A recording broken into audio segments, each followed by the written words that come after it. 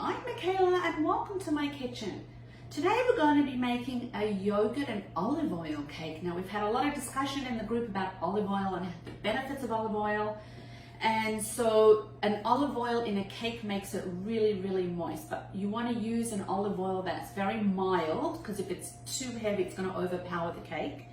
This cake does have white flour in it. You could substitute it. I haven't yet done it. I'm assuming you could use, if you use gluten-free, it might not rise as much, and if you use a wholemeal, it might have a slightly different taste. Today, I am going to use white flour. Now, you want to take a cake tin and line it with parchment paper. The easiest way to line a tin with parchment paper is to turn it upside down, put the parchment paper on top, which is exactly what I did, and cut around it, and then the piece just pops really easily in. Okay, I grease the sides with olive oil spray, and it's a very simple cake to make. We're going to take all our wet liquids, we're going to mix it with the dry. You don't want to overbeat it or it will get rubbery. So we're using a whisk today. So we're going to take some yogurt. I have some plain unsweetened Greek yogurt. Now, yogurt is a funny thing because we're told low fat, but low fat actually has a lot of sugar in it. So, you know, it's high in protein Greek yogurt and I do love it, but now I've started to buy a Greek yogurt that's not low fat. It's got some fat in it because it's got way less sugar in it and you don't need as much of it. All right, we're going to take some olive oil and then we're going to take some honey. Okay, so nice and beautiful ingredients in there. Okay, we're just going to whisk those together so it blends nicely. Looks really good. Okay, a good whisk is a great investment because I do a lot of cakes without even using my hand beaters. I use it for challah usually and cakes, so it's really good, a good whisk. Now what we're going to do is we're going to add eggs one at a time, and I usually break my eggs into something just in case it's a bad egg. So we're going to add 3 eggs. And then we're going to add some lemon zest. Now it did call for some fresh thyme leaves, which I'm leaving out because I don't think that's going to be welcomed with the people who are eating it. So, and it honestly didn't appeal to me, but please, it's going to be in the recipe, so add that. Mix that in.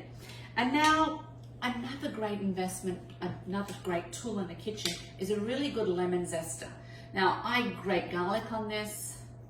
And I do a lot of lemons on this as well, and ginger. It's really good.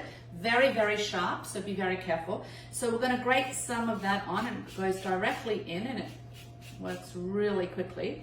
You want about a teaspoon of lemon zest. It's going to give it a really nice flavor with the yogurt. It's going to be a very moist cake, but remember you don't want to overbeat it. Anything like, even like a banana bread, if you overbeat the batter, it becomes very rubbery. So just remember not to do that. Okay, so beautiful. It smells delicious, and I'm sure a lot of you have lemon trees, which would be fantastic. And then we're just going to take some flour with some baking soda and baking powder, and we're going to whisk that all in just until it's combined, a little bit at a time.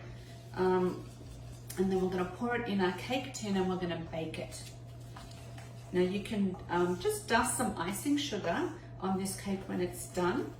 You could make a lemon icing to decorate it. I might actually just leave it as is. Sometimes plain is good. Simple is good. Okay, so here we go. I'm just doing it till it's all mixed together. I'm not going to overbeat it. That's why I think if you use a whisk it would be better because you're not going to overbeat it. A hand blender or a blender, hand beaters, you will have a tendency to beat it a bit too much. Okay, so just really until everything's combined. That's it. That's it. So now we're going to put it in the oven and bake it. You want to put it on a lower light than normal, 325. which I think is about 150, 160. I'll make sure I write the correct temperature down. And then we'll come back and I'll show you what it looks like when it's done. But that's pretty simple. Again, with beautiful olive oil, some honey, some lemon, flour and eggs. It's really very simple cake to make. And it's a great tea cake too. I guess this will be great with a cup of tea. And because it's so moist, it will freeze really well as well. Okay, so just smooth it out in your tin. And I'm going to pop that in the oven and we'll come back and show you what it's like when it's done. So I've baked my cake, I've taken it out. Now it does look slightly brown on the top. I used a cake tester and it came out, and then just take the top off. There you go. It's not very high, but it's a beautiful, smells really lovely, and it's going to be very moist inside, and like even patting it, you can tell that it's nice and moist. It hasn't been overcooked, so don't overcook it. And then you'll have a really lovely, I can smell the lemon, lemon, olive oil, honey cake. Enjoy.